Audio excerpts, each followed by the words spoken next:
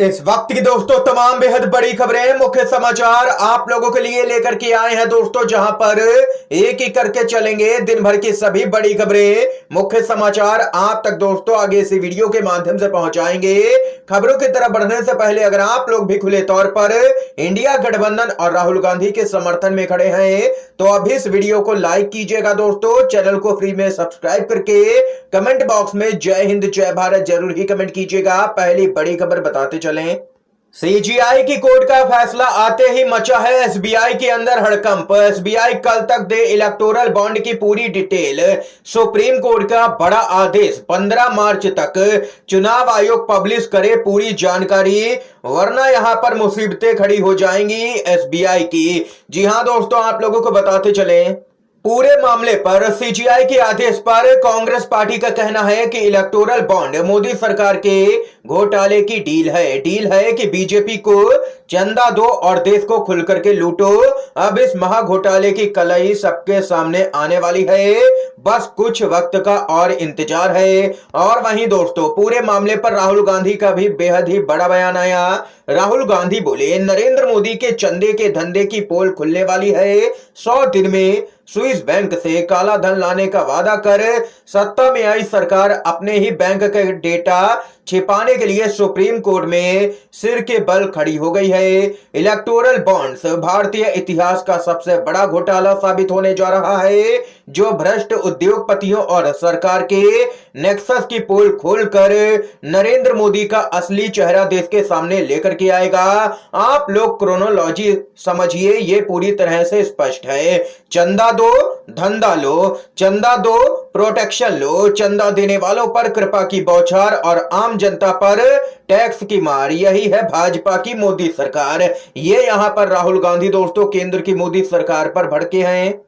कांग्रेस से 70 सालों का पाई पाई का हिसाब मांगने वाली भाजपा को अब अपने ही इलेक्टोरल बॉन्ड कल तक देने होंगे। मुस्लिमों से कागज मांगने वालों से सुप्रीम कोर्ट ने कागज मांगे, तब ये लोग यहां पर हाँफने लगे हैं। लगे हाथ बैलेट पेपर से चुनाव का भी कोई फैसला आ जाए तो तब भाजपा पूरी तरह से साफ हो जाएगी, देश से 100 के नीचे भाजपा सिमट जाएगी। ऐसा यहां पर लोगों की भी सोशल मीडिया पर राय सामने निकल के आई है। और वहीं बताते चले, सुप्रीम कोर्ट ने फिलहाल एसबीआई के खिलाफ अवमानना का मुकदमा आज तो नहीं चलाया है, लेकिन 24 घंटे का समय दिया गया है और चेतावनी भी दे दी गई है सुप्रीम कोर्ट की तरफ से। 2 टूक चेतावनी दी गई है कि कल तक सर्वोच्च अदालत का फैसला नहीं माना तो अवमानना का मुकदमा चलेगा। एडीआर की अवमानना याचिका यहां पर अभी खारिज नहीं की गई है। अब कल तक देखना होगा कि स्टेट बैंक ऑफ इंडिया क्या करता है, उसी के आधार पर आगे की कार्रवाई की जाएगी, ये यहां पर कहना है दोस्तों सुप्रीम कोर्ट का। अब देखना यह होगा कि सुप्रीम कोर्ट का आदेश एसबीआई मानती है या नहीं, क्योंकि 24 घंटे का ही समय दिया गया है एसबीआई को सुप्रीम कोर्ट की तरफ से। और अगर पूरा डेटा यहां पर उपलब्ध नहीं कराया गया तो यहां पर एसबीआई की मुश्किलें बढ़ सकती है दोस्तों। इसके साथ ही जो अगली अपडेट आ रही है उसकी तरफ बढ़ेंगे दोस्तों, लेकिन उससे पहले अगर आप लोग भी यही मानते हैं कि लगातार यहां पर सुप्रीम कोर्ट लोकतंत्र की रक्षा के लिए काम कर रहा है तो अभी इस वीडियो को लाइक करके अपना समर्थन दर्ज करवाइएगा।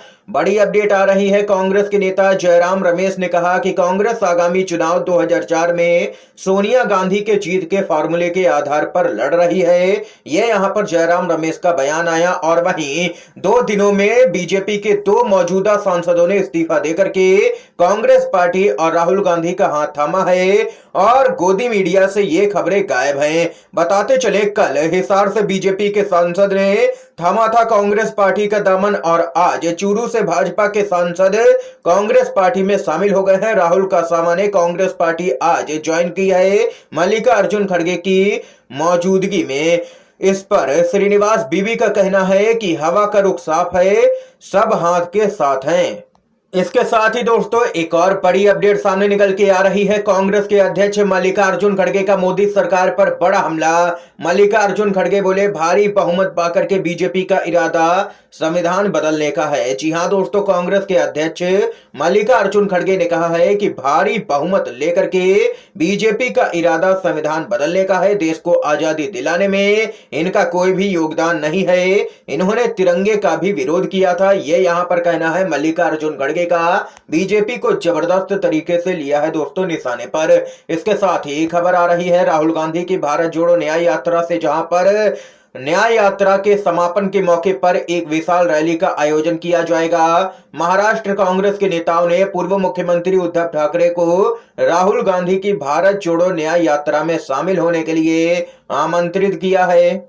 बड़ी अपडेट आ रही है दोस्तों, केंद्र की मोदी सरकार की मुश्किलें और भी बढ़ गई हैं। नए कानून के तहत ना हो चुनाव आयुक्त की नियुक्ति, सुप्रीम कोर्ट में तत्काल सुनवाई के लिए याचिका दाखिल की गई है। मांग की गई है कि इस कानून पर रोक लगाई जाए, क्योंकि अगर ऐसा यहां पर होता है, मोदी सरकार अपनी मनमानी के व्यक्ति को यहां पर चुनाव आयोग में एंट्री करवाती है, यानी कि चुनाव आयुक्त बनाती है, तो चुनाव निष्पक्ष किसी भी कीमत पर नहीं हो सकते हैं। बताते चले, निर्वाचन आयोग में रिक्त पड़े चुनाव आयुक्त के 2 पदों को भरने के लिए जल्द ही पीएम मोदी के नेतृत्व में बैठक होने वाली है। इस बीच सुप्रीम कोर्ट में इसको लेकर के याचिका दाखिल की गई है। इसमें मांग की गई है कि केंद्र सरकार नए कानून जो बनाया गया है चुनाव आयुक्तों की नियुक्ति को लेकर के, उसके मुताबिक यहां पर नियुक्ति ना होने दे। सुप्रीम कोर्ट ने इस मामले को तत्काल सुनवाई के लिए सूचीबद्ध करने पर विचार करने की बात कही है।